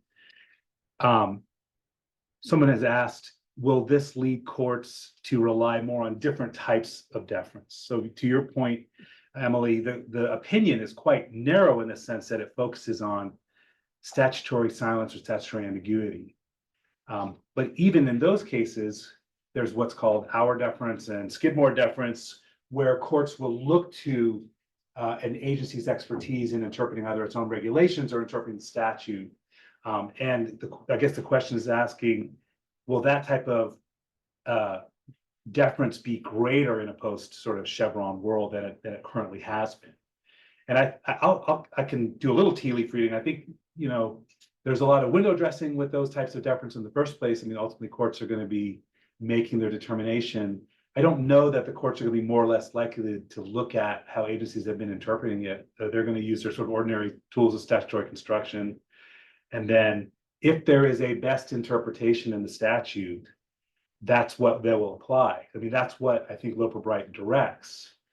On the other hand, reaching that determination of what a best interpretation is could itself make you rely on previous agency actions. And so it's a very convoluted interpretive question, I think, that is not a black and white answer to that one. All right. Here's one I haven't heard about. Some have expressed a lot of excitement about nuclear fusion, but others view it as far off. How seriously is DOE taking current efforts to develop fusion technologies and bring them to market? Very seriously. I mean, there were huge accomplishments, right? That there was the ability to scientifically, there was an actual reaction that occurred. It was, less than I can probably snap my fingers, but it was a sustained identified reaction that occurred recently. Currently under this administration, for sure. All of time is kind of a blur right now because of the amount of work that we're all under, but I think that DOE is definitely devoted to that, and there are funds for nuclear fusion. I know that there are awards that are going out in that program to facilitate further investments in research and development of that technology. Another question, which agency regulates interstate high power transmission lines? And does NEPA apply to those projects? Well, I think we have so it's kind of a mix. There's no siting authority under the Federal Power Act for FERC, for example, to give a certificate of public convenience and necessity to a transmission developer to go out and condemn land and build a transmission line interstate commerce. FERC has that authority under the Natural Gas Act for pipelines. When we think about the Natural Gas Act was created because all of our gas and oil, or all of our natural gas was, in the South, and all of our population center was in the North. And so there was, some need to bring those energy sources. And so eminent domain, federal right of eminent domain, especially in wartime, was important. Under the Federal Power Act, when we think about the history of generation of power, much more local, you can build a power plant anywhere. You can use railroad tracks to bring coal to those power plants anywhere. And so you didn't have the same need for the siting authority. So there's no federal siting authority. There's some limited authority with the DOE, where I think DOE can create these national energy interest corridors. That requires a NEPA study. Yes. We learned that because we lost the first time. Yes, exactly. And then FERC can do this backstop siting authority under the Federal Power Act if it's in those corridors to site transmission. So it's complicated. Otherwise, you have to go state by state. What FERC tried to do in order number 1920 was incentivize regional transmission planning and get the states involved at an earlier time so that transmission lines could be built faster.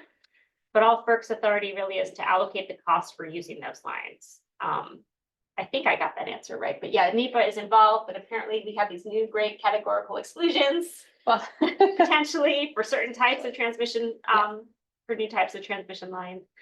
But yeah, NEPA comes into play whenever there is a federal permit that is required to move your project forward. So if your transmission line is going to say cross the body of water, and there's going to be some Clean Water Act implications. There are sort of categorical exclusions within the Clean Water Act to build that line. So it's sort of NEPA's already been reviewed for that kind of thing. But it will depend where you cite it and what federal resources you're going to be impacting, and in terms of how much NEPA will apply to your project. We're seeing from the climate financing from the IRA that we're not yet reaching the 40% Justice 40 threshold of allocating enough funding to disadvantaged communities. What are your ideas for getting closer to that number?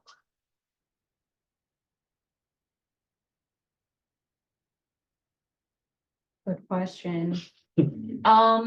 Yeah, I am not a finance person, but I would say, I mean, to the degree that in acknowledging that deployment of dollars has not happened fast enough, I think there's been a really positive whole of government recognition that these are aggressive goals, and in order to deploy those dollars on time, it takes like a consistent a consistent look at how those dollars are being deployed.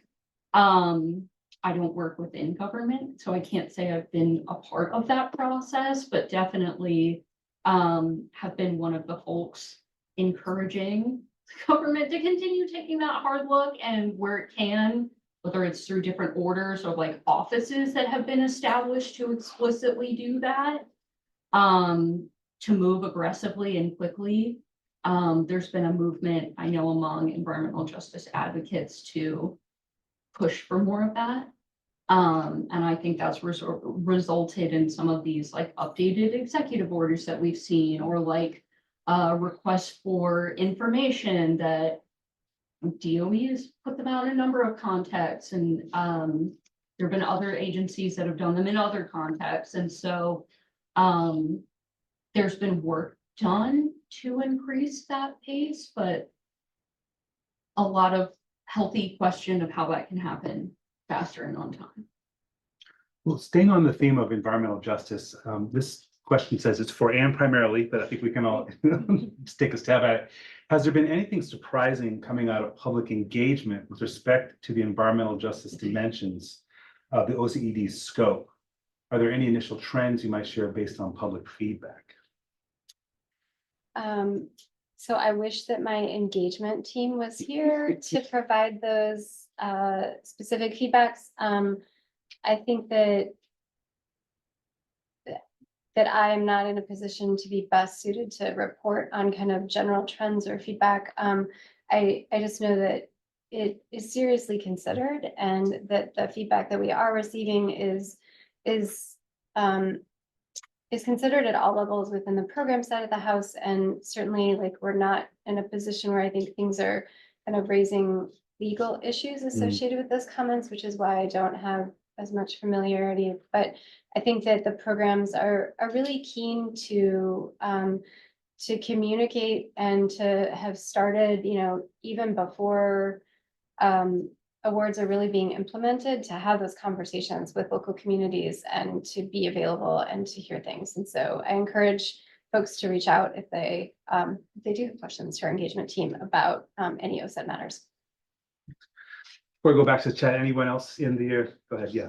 Thank you for the panel. I had a couple of questions, but I'll keep it to just one. The main question I have is for Anne.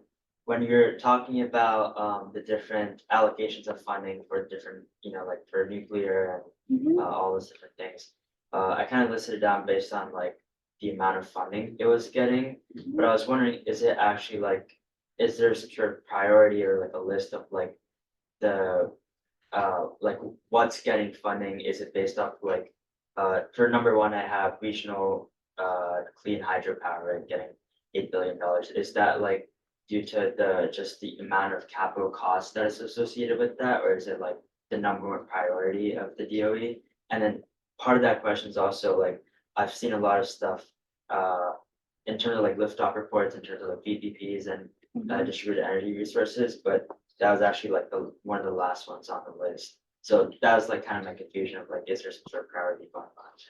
Sure. So Department of Energy, as the agency that is authorized by Congress to take certain actions, and then appropriations are given to the department. And so DOE, like the Office of Clean Energy Demonstrations, is not identifying those investment dollars by program. Those were specific appropriations that were provided by Congress in the investment or Infrastructure Investment and Jobs Act or bill.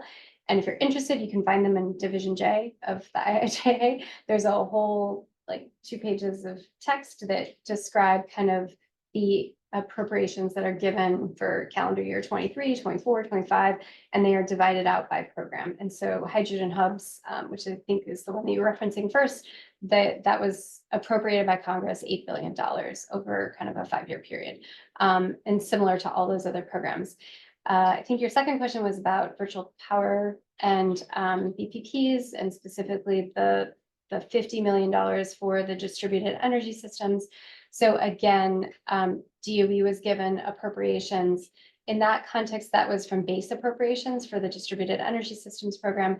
And so they have $50 million from Congress, and we're issuing the funding opportunity for that particular program. In the liftoff reports, I think that there's a lot of investment by the Loan Program Office on BPPs. And so that might have been where some of the money that you would have seen in that report would have been coming from. But it's very much Congress is the authorizer and the appropriator for the things that the agency can do. There's not, in the context of these programs, there's not a lot of flexibility for us to modify the funding based on some determination. It is set by Congress. Hi, I'm Alex. I'm actually a current intern at FERC, but my question was related to grid interconnection, like new projects connecting to the grid. I think I read somewhere that there's more like megawatts of power that's waiting to be connected than there is currently on the grid.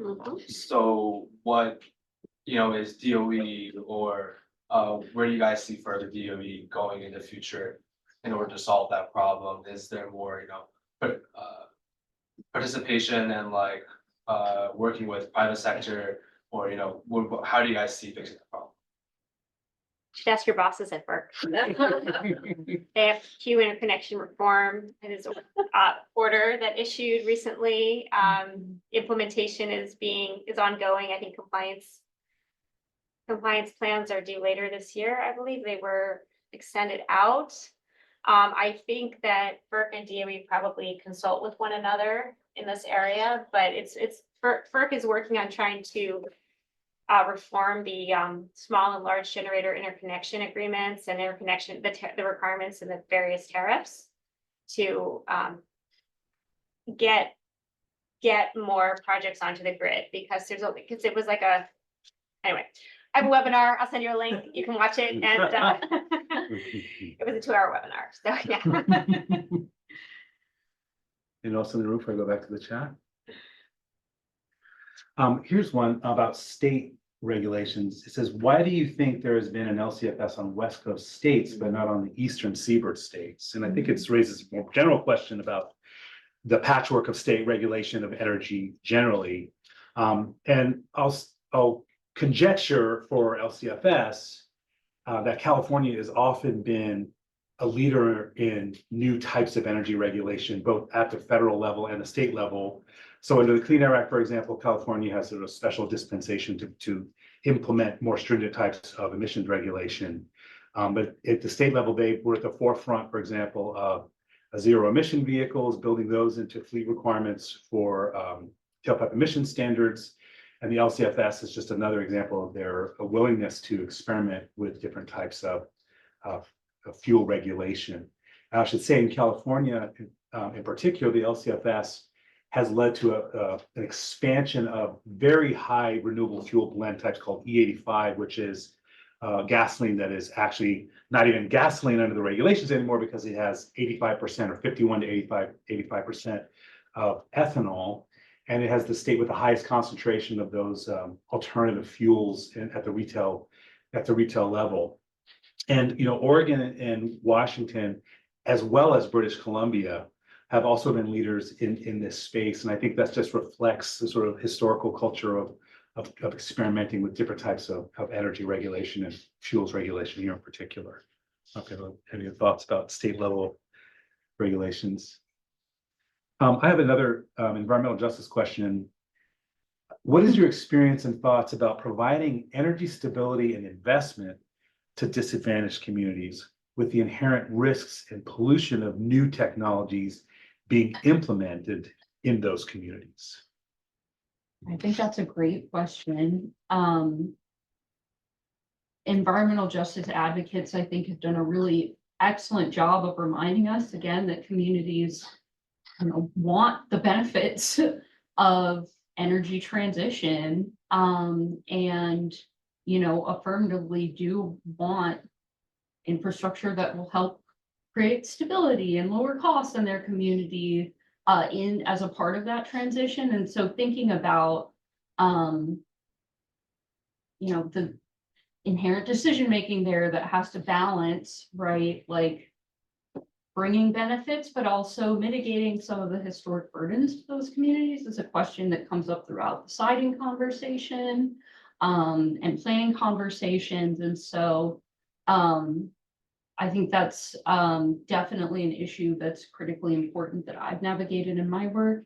Emily's written a lot about environmental justice considerations in the gas context as well. So it's something that all of us think about, and are thinking about in the context of clean, new energy infrastructure as well. Here's another litigation related question. How does language in the Inflation Reduction Act, which codified CO2 and other greenhouse gases as being within EPA's authority to regulate under the Clean Air Act, mesh or collide with the West Virginia versus EPA decision? So if you just to review the West Virginia decision, established what's called the major questions doctrine, which was that if an agency were to undertake a regulatory scheme that had major impacts on the economy or on the sectors of the economy, then the courts would look especially hard to see sort of statutory delegation of that authority to the agency. And where that express or clear delegation has not been made, the courts will look with a skeptical eye on the scope of that regulation. So what's at issue in that case is, again, a question of statutory interpretation, not a constitutional law question. And often what Congress does in response, well, not often, when it can, and Congress will react to Supreme Court cases by adjusting the statute, right? Because if the error or the problem is in the statutory language itself, then Congress can then take action to fix that error. And what the IRA does, sort of provisions of the IRA, is to clarify Congress's intent that EPA has the authority to regulate greenhouse gases and carbon dioxide in this way. So it's a fix in a way to this Supreme Court decision. Right, because the IRA came out in August of 22 and the Supreme Court decision issued in June of 22. So, the appetite of the EPA to, start from, it's like I said, with every new administration, the EPA does a 180 often, which is actually Chevron was an EPA case. So maybe things will come down. I don't think so. I think it's still going to continue to ping pong between administrations in terms of EPA appetite for regulation. But I do think it's more of a fix to this report in that sense. But also 111D, which was the provision of the Clean Air Act that was under review in West Virginia versus EPA, really was a novel interpretation of that provision. Because I know the firm where I worked when I first started practicing was very involved in assisting the EPA, I think, with that novel interpretation. So I was not involved in that, but other people were. A related question, I think, to go to this notion of the durability, right, of a statute. This question is, what will happen to the IIJA and the IRA if the administration changes? Will these investments simply disappear? Are there portions that are potentially, quote, more durable?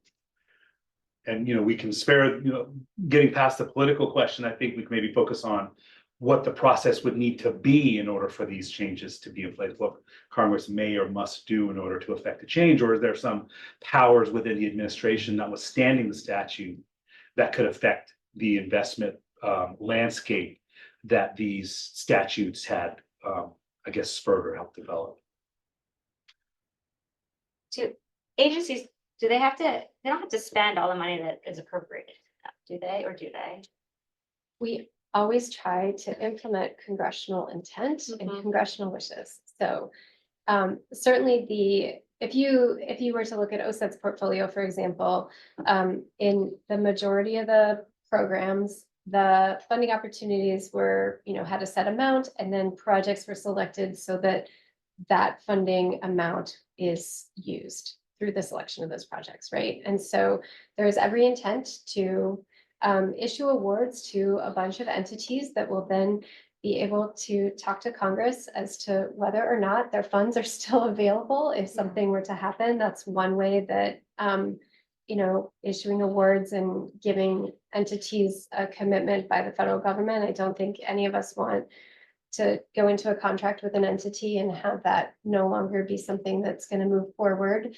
And so that's one approach, but certainly, you know, if we all knew the answer to that question, we would not be sitting on this panel. We would have, you know, truth saying and future telling abilities that would take us elsewhere at this Yeah. point. And I think it's, you know, everyone is intending that these statutes will, you know, sometime in the future be on Emily's future historical slide as Yeah. important statutes that were passed and implemented.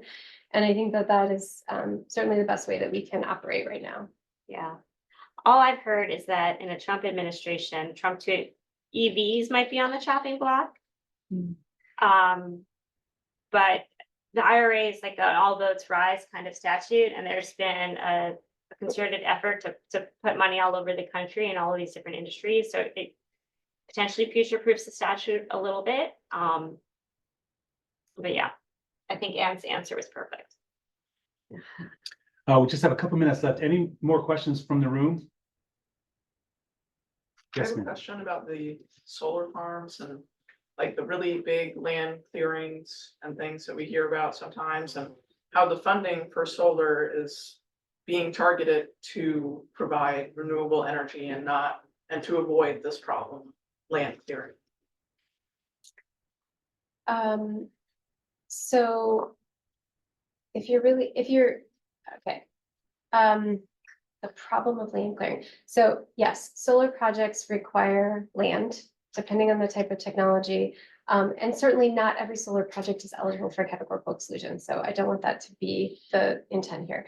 I know that there are efforts to look at how to kind of have agro solar projects, right? So you know, identifying technologies that can allow for coordinated uses on land so that it's not just clearing of land for solar, but that there can still be, you know, development of certain plants or use for agriculture purposes. Certainly wind has its pros and cons, just like every technology, but there's more mixed use of those lands. Like if you're grazing or other things and you have wind turbines, it's a little bit easier than cows roaming through solar panels. I don't know how to answer the question about directed towards land use clearing. There's certainly efforts by federal land management agencies like ELM and the US Forest Service to identify those areas within federal land holdings, mostly western lands, where it is appropriate for solar, right? So there are specific areas where they have designated those to be solar energy zones that could be most readily useful for solar development, right? Low impact on species, low impact on land use. So I think that there's a concerted effort by those agencies to do that. With respect to DOE funding, at least within the Office of Clean Energy Demonstrations, the funding that we're doing for solar is not massive, big scale projects. It's like for rural and remote communities. And so those are very different. And so I can't really speak to like the question about what is being directed towards clearing of land. I don't think that that is really the intent of the OSED funding, at least I can speak to. Yeah, that makes sense. Thank you.